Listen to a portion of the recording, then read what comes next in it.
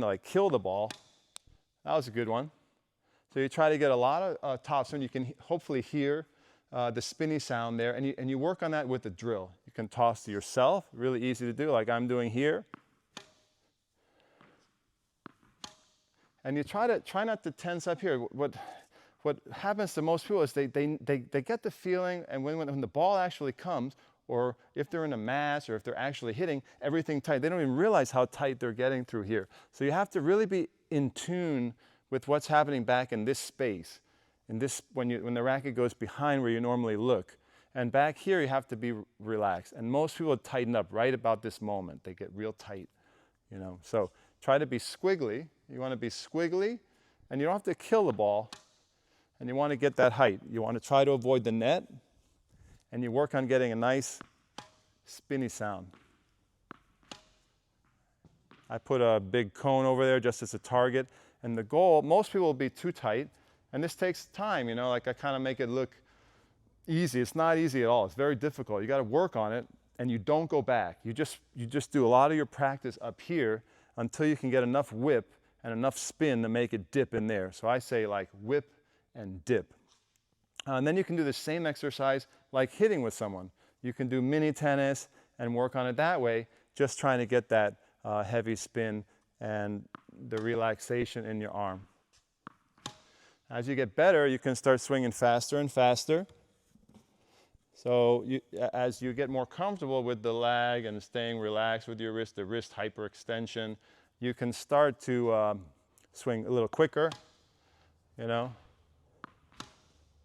You can start to use more kinetic chain, and then you can work on it. You can work on actively firing the legs and hips more. But like I said in the beginning, a lot of this is just, you can actually like actively use the wrist in a safe way, not too fast speeds. You're up close. And then you can slowly kind of work your way back to the baseline and start hitting lightly with the same lag effect.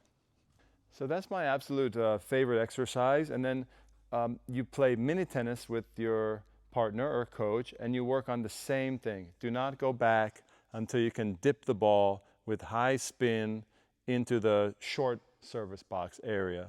And most people, when they're starting out, are going to be too tight, and the ball just, everything's locked.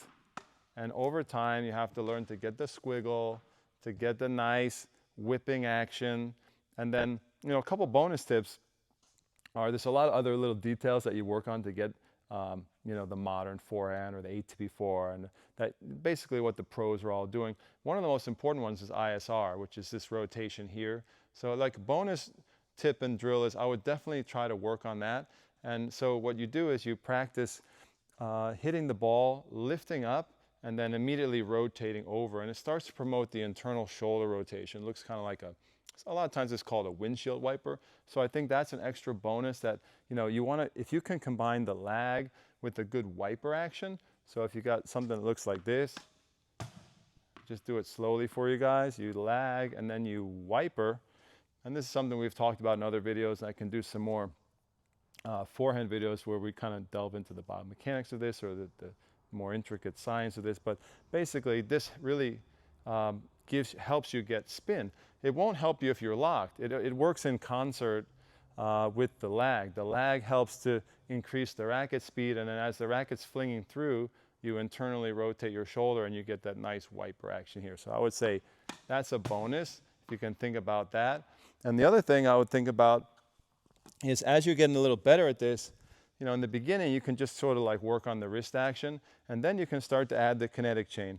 In my experience, it's this would be my best advice to you is try to work on the open stance and semi-open stance.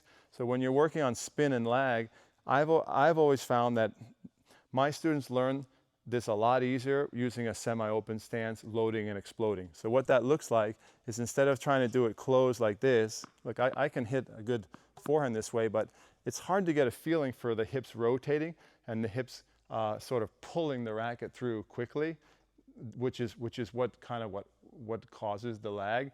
So in my experience, what really unlocks the lag forehand, the top spin, is the semi-open stance. That looks like this. I don't know if you can see my feet here. The semi-open stance is here. And then learning to explode the hips like that,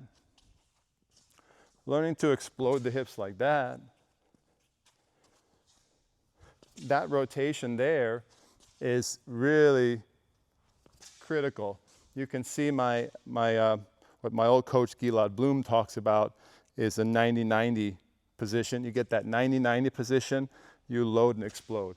And then this, if you combine this with the squiggly that I was mentioning, the squiggle, the lag here, the relaxation in the wrist, you can really start to get the feeling of the proper kinetic chain sequencing and whipping the racket through. And then, so after you load and squiggle, then you add the upward brush with ISR and the wipering action, and you should be starting to approximate getting close to a modern ATP forehand. So that's really, really cool.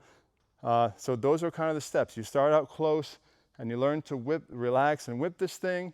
You have those three challenges that you have to overcome: mobility, staying loose, and then not clenching when you start to swing fast.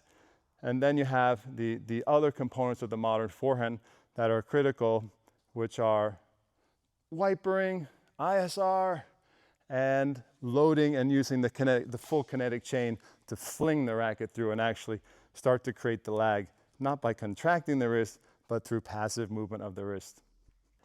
Guys, if you like this high quality instructional video, check out another awesome forehand video right here. And you can come train with me for real in Manchester, Vermont. See you there.